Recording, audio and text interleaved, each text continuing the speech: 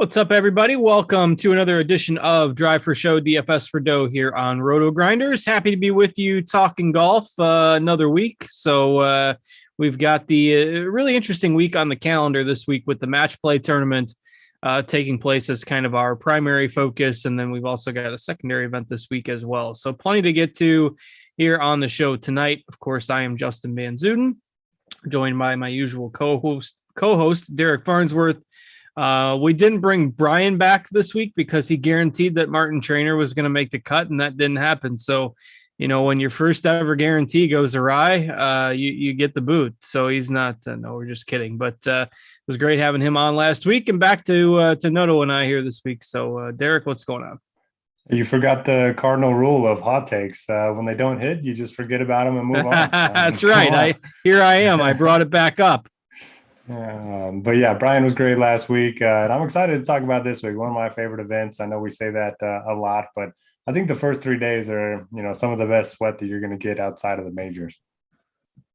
Yeah, it really is an interesting format. We'll break it down here for you and kind of explain how it works if you're new to the match play DFS scene. We'll make sure you've got all the information you need to know before we are out of here for this show. So with that, we can do a quick recap back at last week, and it was a week that was really interesting. I think the 6 of 6 and 5 of 6 percentages were perhaps the highest we've seen in a larger field event in quite some time. So there was lots of fantasy scoring out there because of all the 6 of 6 lineups. So lineups that a lot of times you could maybe squeak by in cash games with 4 of 6 or something like that. Since the 5 of 6 and 6 of 6 percentages were so high last week, it was a week where you really needed to have at least 5 guys through the cut at the Valspar to have a competitive lineup, and obviously to win a tournament. You probably needed all 6 because the scoring was a little better than what we often see at that event, and the aforementioned lots of full lineups making it through. Sam Burns over Davis Riley in a playoff. Justin Thomas and Matthew Neesmith finished one shot back. So it was really interesting to see Neesmith had a 10 under round. Riley had a 9 under round. You saw all these guys going low on a course that usually doesn't yield that, but had pretty much perfect weather conditions for most of the week. And that led to better scoring. So that plus a ton of chalk lineups making it through meant you really needed to have everything right last week. So how'd that shake out for you? I ended up having a pretty good week, had 6 of 6 in Maine. So, pretty much guaranteed a min cash. Fell apart a little bit on the weekend, but overall a pretty good week. And like you mentioned, a lot of chalk hit last week. So I was actually on a golf trip with some friends, so I wasn't sweating it too hard. It was kind of nice just to get away from the sweat and just check every few holes how my guys were doing. But I got to watch the playoff. That was pretty entertaining. Sam Burns hit that bomb to end up winning on the second playoff hole, I believe. And I kind of thought Davis Riley was going to get it done. He looked very confident out there, hit some good shots, couldn't quite get it done. And JT was another one I thought that was going to make a charge there at the end, kind of made some birdies down the stretch, but just got off to a slower start on Sunday and backed up 366s with the 70 on Sunday. So it feels like it's only a matter of time before he wins one of these tournaments. I think it's been a full year since he's won his last tournament. Yeah, and he only hit 8 greens on Sunday, 8 greens in regulation, and still managed to shoot 1 under. Just didn't give himself enough looks at birdie to get that extra shot and get his way into the playoff. So it did end up becoming a very competitive event there, and was nice to see Burns get another win. We've talked about his upside plenty on this show, and even when he fades for a little bit, he comes back and reminds us that the upside is still there. So good for him. He's definitely one of the better players on the PGA Tour right now, and gets it done with the 17 under, winning in that second playoff hole. So anything else from last week? Most of the chalk hit. At least in terms of making the cut, there wasn't a whole lot really that was surprising. I guess Keegan missing the cut was, we can never say that's a surprise. Ended up missing it on the number there. So he was the biggest kind of chalk play that missed. him an answer. But anything else from last week before we switch focus here?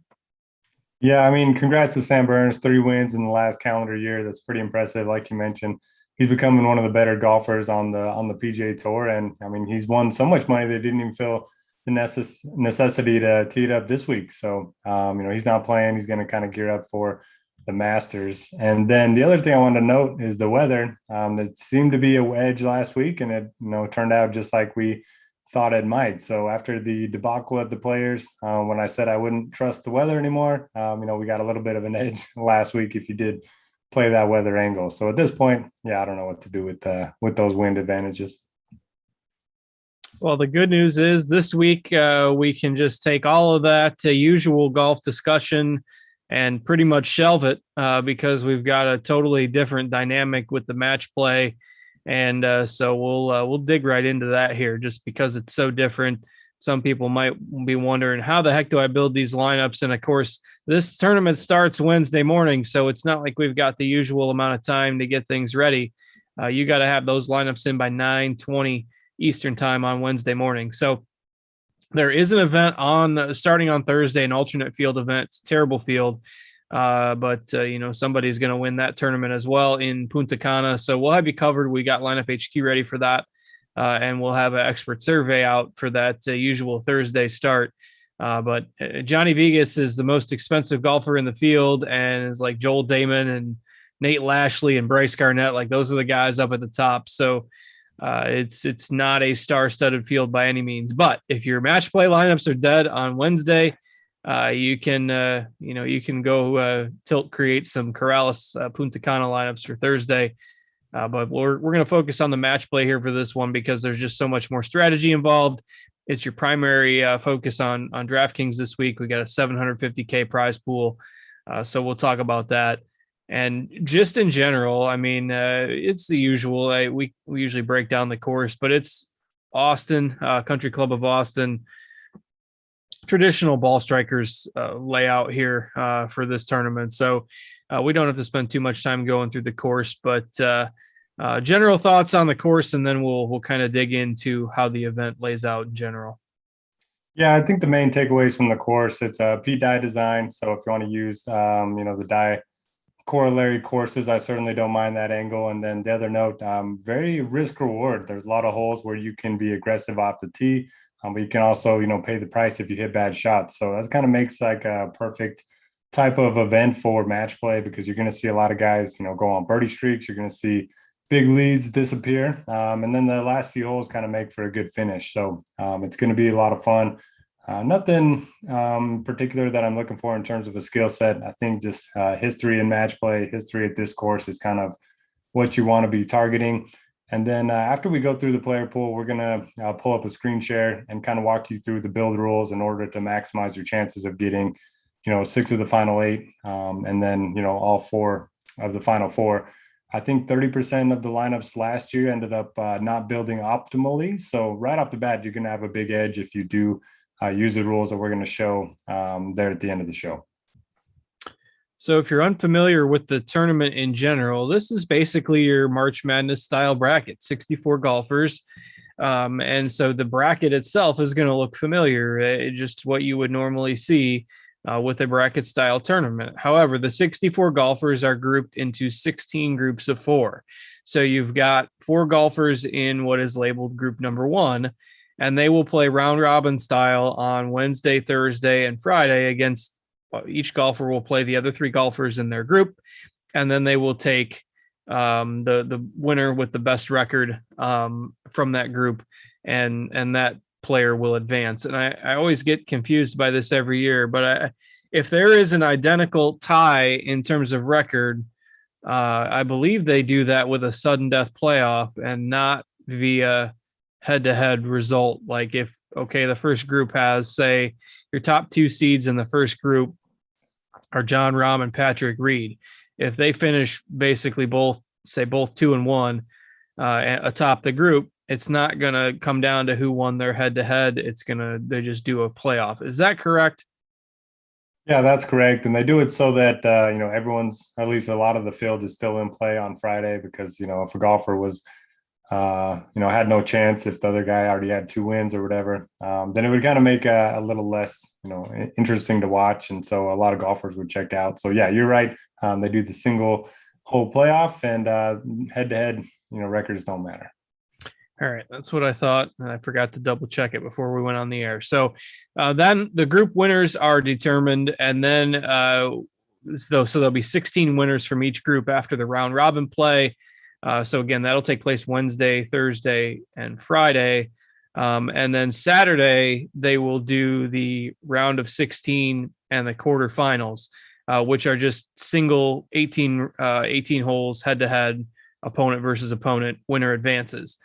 So they'll do the round of 16 and the quarterfinals on Saturday, winners advancing, and then the semifinals and the finals on Sunday.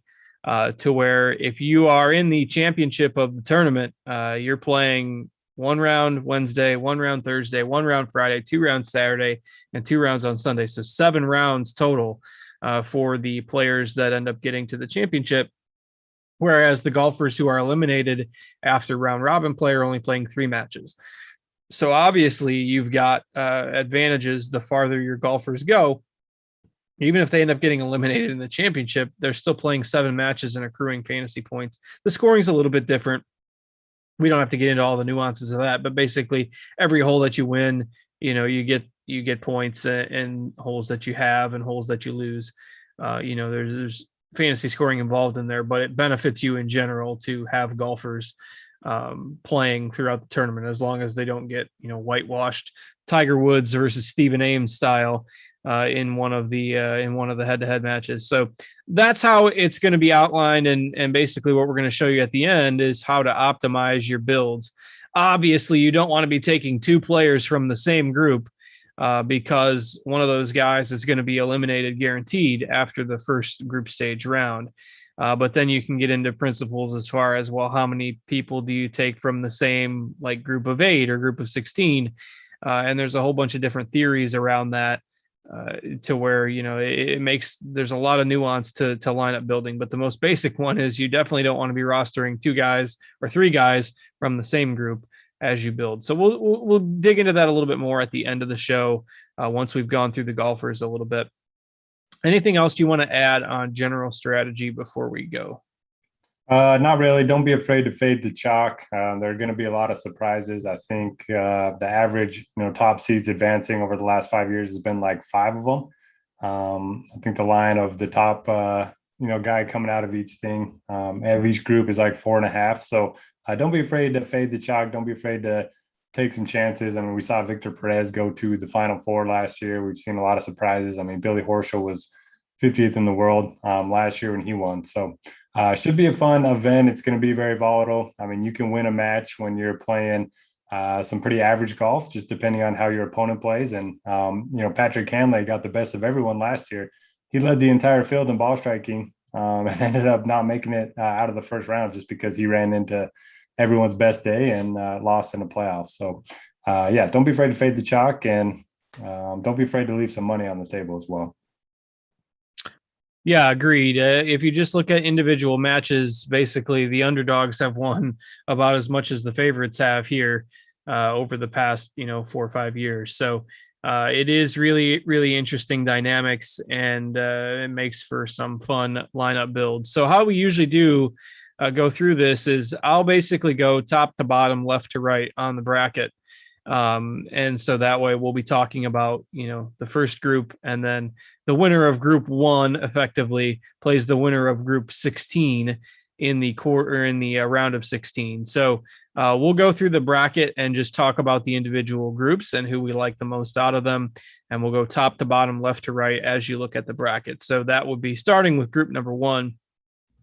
Which has the number 1 ranked player in it. So it is Jon Rahm. He is grouped with Patrick Reed, Cameron Young, and Sebastian Munoz. So again, Rahm is obviously going to be the favorite out of this group, but we just talked about potentially fading the chalk. So what do you do with Rahm in a group that, obviously looks pretty winnable? Yeah, it seems like he's got a pretty easy path in the group stage. And he's one of those guys that he's kind of intimidating to play. Doesn't really have a weakness in his game right now. It has been the short game, but You kind of expect him to figure out sooner rather than later. And I'm just not that high on anyone else in his group.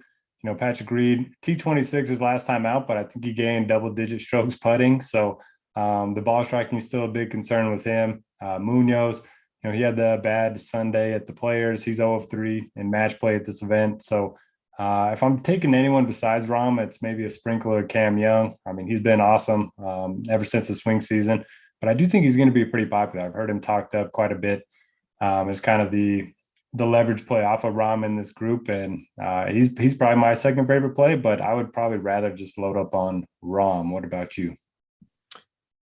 Yeah, I always like embracing the variance in this, and I think Young is the guy for me. I just think you look at his results. Obviously, last time out wasn't great. Missed the cut with a 77 in the second round at the Players, but 13th, 16th, second, 26th, 20th before that. I mean, 5 straight top 30 finishes. He's been playing real well, and I think he'll be motivated on that big stage against Rahm. So certainly risky. I don't think he's going to get up to to being mega chalk or anything like that. I mean, we've got him at 12% right now, but ownership is going to be spread out in this thing. So yeah, I usually like to end up with 2 players from each group in my player pool. Obviously not in the same lineup, but 2 guys from each group in my player pool, and it'd definitely be Rahm and Young for me. So I like those 2. Yep, I agree, and I think that's probably going to be the consensus among most people. So if you do like Reed or Munoz, you're going to probably get him at low ownership. I do like that Young doesn't have to face Rahm the first day, so he faces Reed the first day, so that'll be an easy win for him. Be able to get started with a W over Patrick Reed. Justine's too busy talking on Twitter about how Burns shouldn't be able to play in the next event because he withdrew. It's all a racket in the Reed camp right now. We don't have time to get into that tonight, but it's not going well for Mr. Reed right now. All right, so the winner of that group will face the winner of Group 16, which is Brooks Koepka, Shane Lowry, Harold Varner, and Eric Van Rooyen. So that's our second group here. Obviously, this feels like a pretty wide open group. Varner, always a little bit hit or miss. Van Rooyen, always a little bit hit or miss. And Lowry's been one of the best players on the tour over the last couple of months. Almost feels like that makes Koepka an underdog here from a public perspective. So what do you make of this group? Yeah, it does feel like Lowry is getting talked up by everybody. He's going to rate out pretty well. If you're looking at any kind of statistics, you mentioned the recent form. He's been awesome. He's had top 25s in 5 straight events worldwide. But my issue with Lowry in his career, he's 7, 16, and 3 in match play. So if you're looking for a reason to fade him, he just hasn't been great in this format for whatever reason. And Brooks Koepka, he's 10, 7, and 2 in match play. He has advanced out of the first, group in 2 of the last 3 times he's played this event. So I don't mind Brooks. He's actually a dog in some of the matchup bets on the different sports books. I actually bet him to win his group at, bigger odds than Lowry. And then Varner, I don't really know if he can string together, 3 good rounds in a row. He's just so inconsistent. So for me, it's going to be Koepka or EVR. EVR did play well here last year, made it out of the group stage, and I think he could do it again. He's coming off of a top 15 the last time out. Yeah, I don't have a strong take on this group. I do think if nobody's playing him, I think Koepka is interesting. I'll probably stick with the form with Lowry, even though his match play record isn't great. But I don't think, you necessarily need to go overweight on this group. I mean, obviously, if you think Rahm's going to steamroll the other group, then whoever, wins out of this group has to face him in the round of 16. So probably a group overall that I will go somewhat light on and not have too much exposure as a whole. So I don't think that's the worst strategy in an unpredictable group. Even though, there is obviously some upside there if one of these guys happens to be on top form on any given day.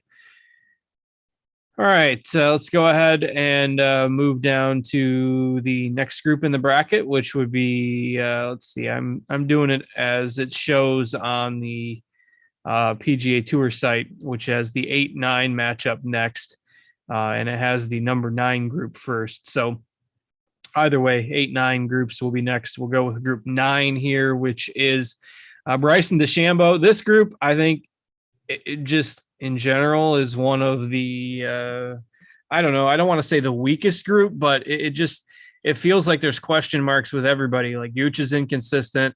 DeChambeau, who knows where his game's at right now? He said he just hit driver for the first time in a while yesterday on the range. You've got Lee Westwood, plenty of match play experience if you're into that, and then you've got Richard Bland in here as well. So, do you have a strong take on any of these four? Not really. Like you mentioned, Bryson's just hitting driver. At least that's what he says. Who knows if anything that comes out of his mouth is true or not. But he's been hurt, so we haven't seen him since January, and doesn't have a very good match play record. 3-5-1 is in his career. He's never advanced out of the group stage at this event in 2 appearances. So it kind of does feel like it's a good spot to pick an underdog. Gooch is going to be probably the most popular. We have him at 19%. Everyone else below 8% in this group. But I don't mind Lee Westwood. I mean, 6,300. We saw him. I think he lost in a playoff to Sergio last year when Sergio made a hole-in-one on the par 3. That was kind of the way he ended the tournament, if I remember correctly. So you mentioned the match play record. I mean, he's played 76 professional match play events or matches. So, yeah, I like Westwood at 6,300 if you're looking for a super punt. And then I'll have some Gooch, but I don't think I can get up to 19% because just as I mentioned earlier, it's a good tournament to kind of fade the chalk. I had forgotten about that walk-off ace by Sergio. What a way to lose, by the way. Well, we'll see you later. We're out of here on an ace. Catch you guys next year. All right. So, yeah, I think I'm not playing Bryson. If you're into super leverage on the high end, he's probably going to be the lowest owned of anybody above 9K. So I get the logic behind it. I'll probably have a little Gooch, a little Westwood. But again, this is another group that I am probably going to go a little bit light on because I'm on DJ this week, and he is the leader of the next group, which is group 8 with Homa, Wolf, and Hughes. And look, I know Homa's been solid, but Wolf is all over the place. DJ is going to be out driving these guys. I mean, I suppose Wolf maybe can try to keep up with him, but just too much trouble here, I think, for Wolf. We've seen DJ finally turn a corner with form. He's looked a lot better the last couple tournaments. And I think that this group is a relative cakewalk if he's, even remotely hitting fairways. So give me DJ. I think this is a weak group, and I think the number 9 group is a relatively weak group.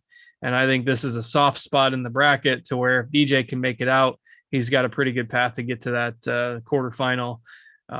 Obviously, potential matchup with John Rahm. We know there'll be some upsets along the way, but this is the first group where I think I'm just going to plant my flag on the chalk at the top and hope it's DJ's week. He's probably the only guy I am playing from Group 8, so I think I put him in our content as my pick to win. So I've got to stand by that. So thoughts on this group for you?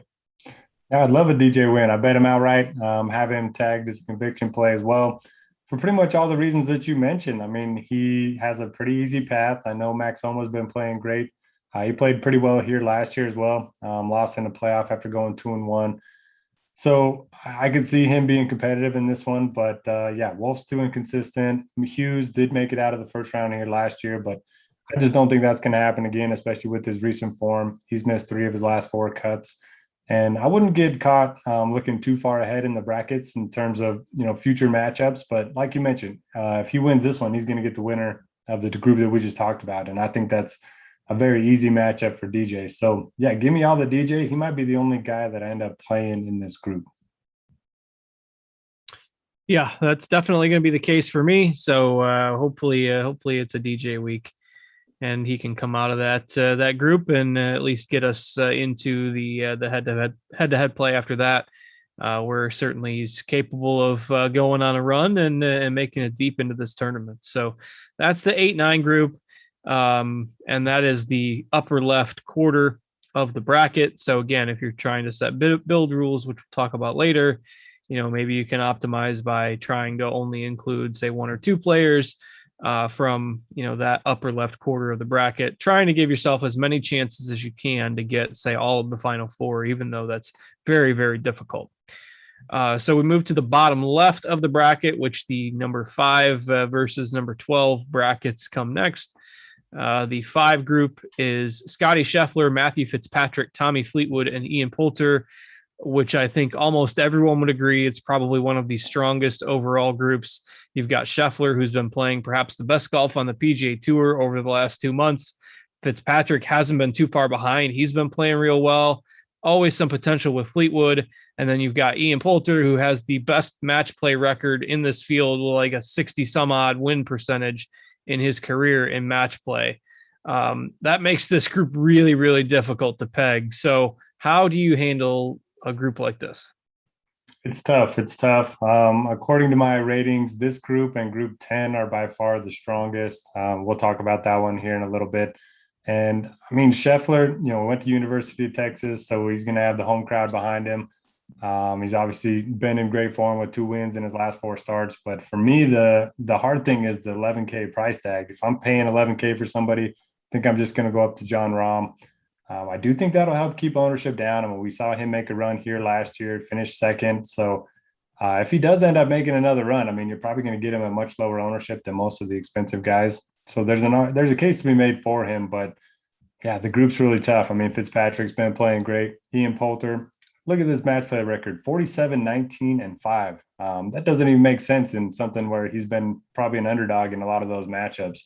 And then Tommy Fleetwood, pretty good match play record as well. He tends to play Pga course as well, coming off of 3 straight top 25 finishes. So it's really tough. In my builds, I think I took around 15% of Poulter, Fitz, and Fleetwood, and just hoping that the Chef doesn't win it. And that's kind of a risky strategy. And I'm kind of lowering my floor in this group for sure by just taking a little pieces of those 3. But I do think anyone in this group could make a long run into the finals maybe. Yeah, that makes it tough. I picked Poulter because of the price and because it's hard to go against the match play record, but I would not be surprised if any of those 4 guys came out of that group. And I think whichever of the 4 guys comes out of that group has to be perhaps a favorite over the winner of the next group. I suppose that might be sliding Horschel a little bit. I mean, Horschel has played well here. He hasn't been playing that bad lately. And I think it's the group 12 is a relatively weak group as well, with Peters, Tom Hoge, and Lee in as your other 3 golfers in that group. And Hoagie's been playing good golf, so that's a little bit of a disservice to him. But, when you compare the skill sets of these 4 with the last 4 that we just talked about, it's pretty hard to compare. So Horschel, Peters, Hoge, and Lee, what do you think there? Yeah, my model gives Horschel a huge edge in this group. Obviously, it's match play, so, it can't be won on a spreadsheet, but he's 18th in my model. Then Hoagie's 55th, Peters 59th, and Minwoo Lee dead last. So, I mean, it's just hard to project Minwoo Lee because a lot of his stats are on the Asian tour. So it's hard to really know, what to expect. That's Horschel and 3 guys in the bottom 10. Yeah. So I just got to ask this question, in Discord, if Horschel's a good start to your cash game lineups. And I certainly don't mind it. I don't know if he's going to make another deep run, but you mentioned the form. He had come off of 4 straight top 20s, and then he made the cut at the Players, ended up getting sick the night before, I think the Sunday round. And then I think he was T45 or something when he had to withdraw. And anytime he withdraws from, a Florida event, he must have been really sick. So I think he's a really strong play at 8,800, but I just don't know if he's going to make a deep run. So I'll have a little bit, but not a ton. I don't know about the rest. Do you have a second favorite in this group? No. Yeah. I mean, probably Hoge just because of form, but yeah. Are you playing Horschel a lot? Yeah. I mean, I'll play quite a bit of Horschel. Yeah. I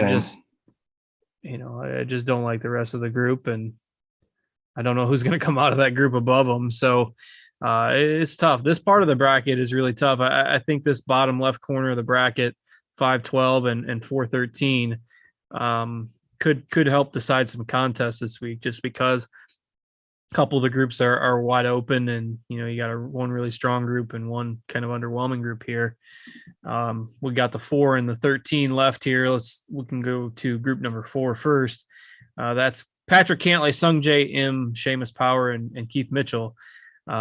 Keith Mitchell is very, very on the scene of finding the good restaurants in the area. And I saw Noto talking it up with Head Chopper about that in the Discord chat. So if you want to chat with us, rotogrinders.com/Discord. You can get in for free as long as you're a Rotogrinders member. Don't have to be a premium subscriber.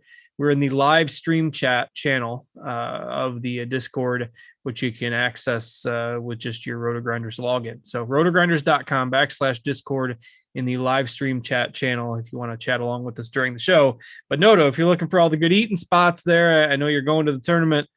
You can just queue up that Keith Mitchell Twitter thread from last night, and everyone was giving him all the recommendations in there, and he was posting some of his favorites. So this worries me because Keith Mitchell seems more concerned about the restaurants than the golf, and I kind of like him in this type of format. So and this group, I think, fairly strong. I mean, we've seen Power play well lately. We've seen Mitchell show some more form lately. And then, of course, you got Cantlay and him, a couple solid guys at the top. So I like Keith Mitchell, but I wish he was in that Horschel group. Yeah, for sure. There's a lot of golfers like that. Alex Noren is one of my favorite. We'll get to him in a little bit, but I mean, he's in probably the toughest group. So just kind of the luck of the draw with these things. It's kind of why Horschel kind of stands out as a really strong play. But Cantlay, he's never made it out of the first round here, but he's never lost more than one match. He's 7-3-1 in match play. And he's one of those guys that he takes so much time over every single shot. He just gets into the head of his opponents. When we saw him do it with Bryson, when they had that long playoff in the playoff, I think it was a BMW championship. And yeah, he just played well at the Ryder Cup. He's played well at the President's Cup as well. So I like Cantlay quite a bit. 10-2 is certainly reasonable. He's been very good on Pga tracks as well. Sung Jae, the form worries me a little bit, but certainly no issue with him. We saw him play well at the President's Cup as well. Going to be off of Seamus, but yeah, I think you can make a case for Mitchell. He's just been playing great. And anytime you're on Mitchell, I think we should probably all be on Mitchell. I'll play him a little bit this week. Hope he finds some good eatings the night before the tournament here and is ready to go tomorrow. But another group, wide open that I think certainly you could peg any of these four guys to win. I'll lean more towards the underdogs and salary savers because I just think this is a good spot to get some value. So you mentioned Cantlay's history here. I'll probably have a little bit more Mitchell than the other guys in this group. And they will face the winner of Group 13, Hatton, Berger, Siwoo Kim, and Bezuidenhout. So that's another group that's difficult to peg, I think. A few wild cards in there. You really never know what you're going to get out of Kim. And Berger and Hatton tend to be a little unpredictable as well. Hatton, pretty emotional guy. So what do you make of this group? Yeah, this is a really tough one. You would think Berger would be great at match play, just the way, he's very intimidating on the course. He's not there to make friends. We saw him get into it with Hovland and Damon at the Players about his drop. I mean, he's out there grinding every single shot. So surprises me that he doesn't have a better, match play record. He's 5-9 in his career, but that doesn't mean he can't play well here. I don't mind the ownership, 14% at 9,800. So I'll have some shares there. Hatton's kind of a firecracker. You could see him making a deep run in this one. You could also see him, losing the first match and then kind of falling apart the next two. He's just that type of hothead. I remember here last year, the year before, he was just throwing clubs left and right. So yeah, I mean, you just never know what to expect from Hatton. And then I think Bezuidenhout is interesting because he kind of reminds me a lot of Kisner in that, he's just shorter off the tee, but he can get done with the irons in the short game. So I think he's a very interesting play at 7,200. And Siwoo, I just can't play him at this point. So he's going to be a distant fourth for me in this range. Who's your favorite? Yeah, I had another group that I don't really have a strong take on. So, and I tend to be a little partial to Bezuidenhout. So I'll probably play a little of him. I'm in agreement with you on. I mean, I don't play Siwoo Kim a lot, so no surprise there. So I'll take Bezuidenhout over Kim and for a value pick in the group. And I don't know, just a feel thing with Berger. I think eventually he'll figure out those match play woes. So probably have a little bit of Bezuidenhout, a little bit of Berger in this group, but not a strong conviction by any means. Yeah, that's what I'm kind of leaning towards too. All right, let's move. We're on the right side of the bracket now, so we move to the upper right side of the bracket, which is Group 2. They'll play the winner of Group 15. So Group 2 is Morikawa, Kokrak, Garcia, and Robert McIntyre. So interesting group here. Morikawa with the questionable putter at times. Sometimes that worries you in a match play format where saving par, to have a hole a lot of times is going to be super important. So, but none of these guys have been lighting the world on fire of late. So, what do you make of Group 2 here? Yeah, this one's interesting. I mean, I love Sergio, probably one of my favorite plays of the week, just because I don't have a ton of faith in Morikawa right now. You mentioned the putter, and his around the green play is not very good either. And then you look at his recent ball striking numbers and very mediocre approach play his last two events. So I don't know. I don't feel great about him. He's 0-2-2 in his match play career. And then you have Sergio Garcia, who moved to Austin, Texas for his wife. I don't know how many years ago, but he's out there doing the hook 'em horns, the Texas thing with his hands. He's got the home crowd in his favor. He's got an excellent track record here. Played a ton of match play matches in his in his age. He's 41, 32, and 4. So I love the spot for Sergio. The price is more than reasonable. If he's going to be 10% ownership, that's even better. And I don't really feel like I'm going to be playing a lot of Kokrak. We have seen a lot of lefties play well here, so maybe you take a flyer or two on Robert McIntyre, who did make it out of the first round here last year. But for me, this is mostly Sergio. Yeah, you make a good case for Sergio there. Another group where I'll probably look to the underdogs a little bit. I do like McIntyre. Just in general, I think he's fun to watch play. So I'll play a little McIntyre, a little Sergio, probably out on the favorites from this group myself. This will be the quarter of the bracket that I hope gets upended a little bit. So the next group is Group 15, Answer, Simpson, Harmon, and Watson. A very intriguing group. You could make a case that this group is balanced. I mean, you could give any of these guys say plus 250 or so odds to win the group, and I wouldn't say that they're horrible odds. I mean, maybe you might find a few people with a different take on it because Webb's been struggling a little bit. Harmon, has maybe bounced back from one of the worst stretches of his career. Answer's been struggling a little bit, relatively speaking. So, I mean, another one, if you just want to, if you're driving it well, you can say Bubba's the favorite out of this group. So I like Bubba a little bit here.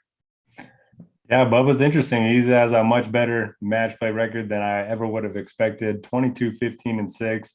And he's kind of been, one of those guys that plays well on P-Dye courses too. I think TPC River Highlands, a place where he's played really well in his career. He's won this event before. So I don't mind the Bubba play. And all four of these guys are priced under 8K. So while it's kind of a balanced group, you could see, one of these guys go pretty far at a very reasonable price point. So I like the idea of, playing 2 or 3 of them in your MME pool. I think Webb's probably the odd man out for me just because of the form. I know we do like him on the shorter tracks, more often than not, but just hasn't shown much. He hasn't really been playing much either. This is his 3rd week in a row. Didn't make the cut last week, but yeah, I like Brian Harmon. I'm obligated to go back to my dude after playing well last week, T5. I think he gained around 6 strokes with the ball striking. He's been very good here in the past. And then Answer's another guy that plays well on P-Dye tracks, and he's lost in playoffs each of the last 2 years at this event. So a lot of guys that I like, and I think Webb's the odd man out for me. All right. I'll probably end up with a little more of Bubba, and again, hoping for a little chaos in this quarter of the bracket. So the next group, this is interesting. You mentioned this being perhaps the most difficult group. I think you'll get a case for this group, Group 10, and Group 5 was the Scheffler group that we talked about a little while ago. But Oosthuizen, Casey, Connors, and Noren. Oosthuizen, Casey, and Noren have all been playing really well. Connors, we know, is one of the best ball strikers on tour when he's right. But again, you could see any of these guys coming out of this group. So how are you handling this one? Yeah, I don't know what to do. I wish all of these guys were in different groups because except for Connors. I mean, Connors, certainly no issue with him. Very good ball striker, but he did lose all 3 of his matchups here last year. It just doesn't seem like he has a short game to, really make a deep run into this event. So the other three, I like a lot. Casey's been very good in match play throughout his career, coming off a third place finish at the Players, and he didn't even defend. I guess it wasn't a defend, but he didn't play last week at Valspar where he's won twice. So he's gearing up for this week. Oosthuizen's been awesome in match play, and then Noren's going to be my favorite. He is 19-8 in match play in his career. He's coming off of some good results since the start of the year. He's 5th in good drive percentage and 12th in strokes gained approach. So the ball striking's been awesome for a guy that might have one of the better short games on the PGA Tour, and he likes his course. So yeah, I really like Noren, but I'm going to have shares of Louis and Casey as well. I like Noren as well, and people will think, well, you like McIntyre, you like Watson, you like Noren. Again, I'm going for some of these underdogs. That's what you see in this tournament a lot of times. And this quarter of the bracket, I think you can make a case for the lowest seed in all 4 of these. And it doesn't seem crazy. I mean, going to the next group, we've got Schauffele, Finau, Herbert, and Kanaya. And once again, it's a loaded group right above it, and then a weak group right below it. And you wouldn't have said that a year ago, but Schauffele, relatively speaking, he's been struggling. Finau's really been struggling. Herbert, you never know what you're going to get out of him. And, Kanaya hasn't proven himself in anything resembling this type of a field. So, I mean, are you just taking Schauffele here by process of elimination, or what do you think on Group 7? I think that's what a lot of people are going to do. And I'm going to have some Xander. And then you have Herbert and Kanaya 62nd and 63rd in my model this week. So they're pretty easy X outs for me. I think I'm going to play a lot of Finau. He's going to be low owned, and he's clearly the second favorite in this group. So if he can beat Xander, I think he could easily advance out of this. He's a guy that can make a lot of birdies. He has Ryder Cup experience, President's Cup experience. So, yeah, I mean, give me some Finau. I know the form's been pretty bad, but if there's ever a place where you can, discover it, it's these match play events where you can win a match even though you aren't at your best. So I like Finau. It's probably going to bite me. I think he offers some nice leverage off of the highest owned golfer in the field. And, 7,800 is more than reasonable. I think this is one group I will not have a lot of exposure to on the whole. I think, whoever comes out of this group, I will pick to lose to whoever comes out of the group above them. And so a group that I will probably be light on as a whole. So, all right, let's move to the bottom right corner of the bracket. So this is the last little set of 4 groups. And then Noda can go through some build settings for you on how to kind of optimize this in Lineup HQ. Group 6, JT, Kevin Kisner, Mark Leishman, and Luke List. Who you like there? Group 6, you said? Yeah, Group 6, the Thomas group. All right, so for me, List is kind of an easy X out. Not that he can come out and win here, but 1-5 in match play. He's coming in some pretty bad form. Miscut, withdraw. So not going to be interested there. Kisner obviously loves this event. He's got a win and a second place finish here. And then JT's just been awesome pretty much all year. And he's been putting a little bit better recently. So I like JT. I like Kisner. And I have no issue with Leishman, but I probably just won't have a lot because I like the other 2 a little bit more. Yeah, I'll play some Leishman. I think play some Leishman and Thomas. No strong take on kind of why. And, Leishman is just a guy that I'm putting my hat on as a lower owned guy with some potential that hasn't been playing his best golf lately. So we'll play some Thomas as well, though I haven't played a lot at the top end guys. So I will play some of them here in this last quarter of the bracket. Noto left me a little comment on our expert survey document because the next group, this is the first time I have boarded the Jordan Spieth bus in quite some time. And I don't know what got into me. I don't know who spiked my frosted flakes this morning, but Jordan Spieth in Texas, the magic shot making, hero par saves in a group where it's basically Spieth and a whole lot of guys that can't putt. I don't see any way that the Spieth magic doesn't come through in Texas. and so I'll play some Spieth this week. And it's win-win for me. Well, look, if he wins the group, I was on it, and if he doesn't win the group, he still sucks. So I'm playing some Spieth this week, but I think it makes some sense given the construction of the group. He's only 8.9K on DraftKings, so similar to the argument with Horschel. I just think Spieth's going to make more putts than these other guys in this group, and so I'm going to play some of them. Yeah, if you're new to watching this show, Justin never plays Jordan Spieth. Anytime he gets brought up, he just craps on him, and he's usually right. I think the last time you played him, Spieth ended up winning, right? I can't remember. It's been so long. and then the very next week, you're like, yeah, I'm off of him again. And I chased it for like a month straight. So it doesn't take a lot for me to get on Spieth. He's a guy that, I like rooting for. So yeah, I was happy to see that answer in the expert survey, and I'll definitely be playing some Spieth. 8,900 seems like a very good price point for a guy that, could go very deep into this one. He always seems to play a little bit better the couple tournaments before the Masters. So you can kind of throw out that reason for him. And like you mentioned, Austin, went to University of Texas. He's going to have pretty much everyone there, rooting for him. So Keegan Bradley, don't think he's going to pull the upset. 1-11-4 in match play. Probably the worst in the field of anyone that has more than a handful of match play events. Rose has been terrible. And then Adam Scott, I mean, he's fine. He would probably be my second pick in this group. But I like that Spieth take.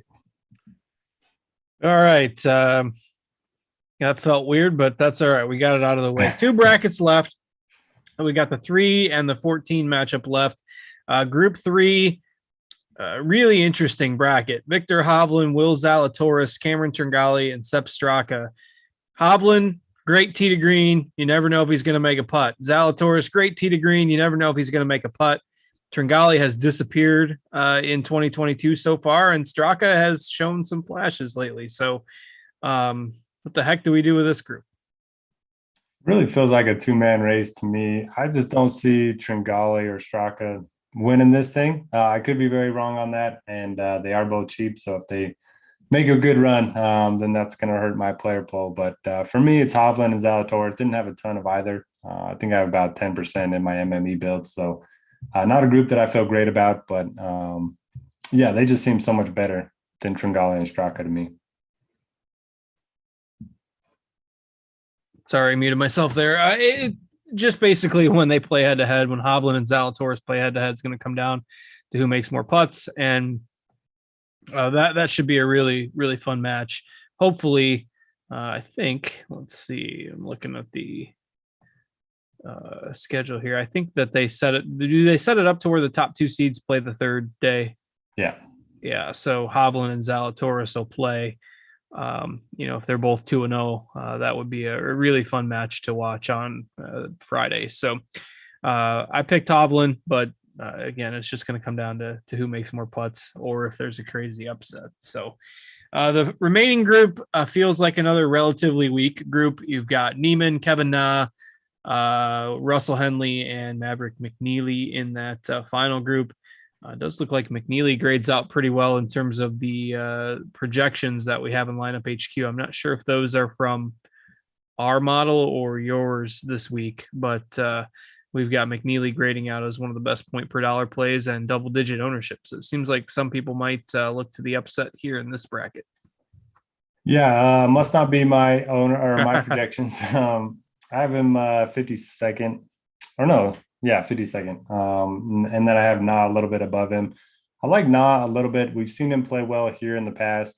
He was famous for yelling at DJ. Remember they got into it after he made him re-putt the 3-footer or something, and then DJ missed it. And pretty much the reason why DJ ended up, not making out of the group stage that year. So he's a guy that can, take his time, getting ahead of his opponents. And he just had his 3rd baby, so we've got some baby swag. He didn't end up playing the players to be there for the birth of his kid, so he didn't have to grind through those, bad 5 days of weather. And then I like Henley a bit too. He, similar to Berger, doesn't have a good track record in match play, but I mean, he hits fairways. He's one of the best in the entire world with his irons, and he's a pretty good putter on Bermuda. So I think he kind of checks all the boxes for me. I like the $7,900 price point. And I have nothing bad to say about Neiman, but I just like Henley more, and he's $700 cheaper. Yeah, I like Neiman. I think, again, this is the side of the bracket where I will play a few of the favorites. So I think Neiman is fine. Um, Again, you can make a case for all four of these guys. And I'll probably sprinkle in at least one of the others. I haven't decided, haven't finalized my other options from this group yet, but we'll have some of Neiman for sure.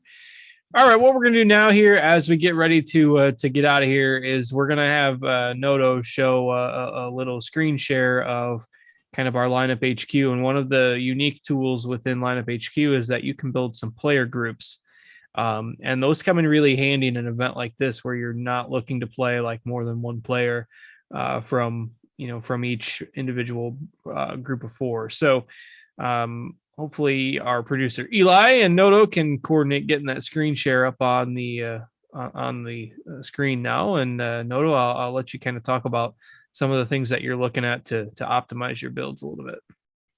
Okay, it sounds like we're good to go. So the very first thing you want to do is to make sure you're not playing two guys from the same group. So what you do, you're in lineup HQ, you click on this player groups button at the very top. And then you're going to go through in each of the groups, and you're going to type in the names of the golfers. We got Jon Rahm. Let me pull these up real quick. So we got Jon Rahm, Reed, Munoz, and Cam Young. And you're going to go through.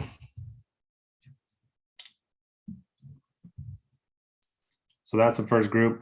And you're going to just set it so players use min 0 and max 1. So that way you're not getting more than one. And then you're going to click this create a new group. And you're going to group 2.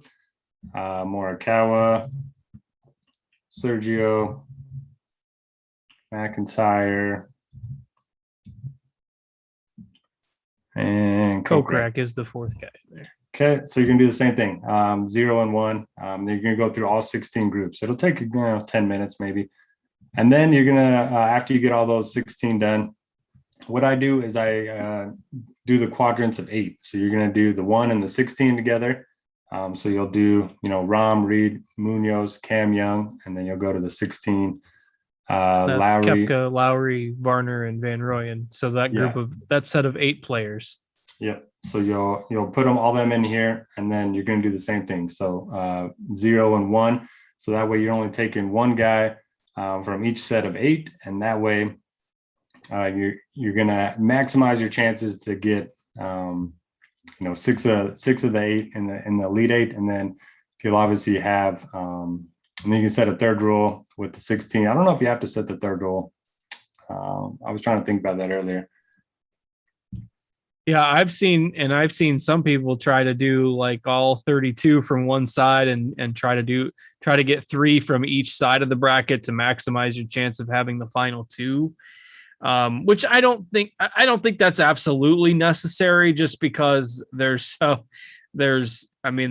much variance in this that if you get like 3 of the final 4, and I don't have all the numbers in front of me from prior years, but the amount of people that get 3 of the final 4 or something like that is usually so small with all the upsets. And granted, it could change if the chalk hits, but as we know, this tournament's pretty unpredictable. So the 2 that Noto mentioned, just trying to take one guy from each group, one guy from each group of 8 where you can, I think, that makes the most sense. Yeah. So one guy from each group of 4, max 1 of each 8. And then if you do the 16, that way you guarantee, the final 4 as well, to maximize your chances. And for that one, you want to do a minimum of 1 and a maximum of 2. And so, that way you'll maximize your, if I can get it to work here. I don't know. It's not letting me do, I don't have enough players in there.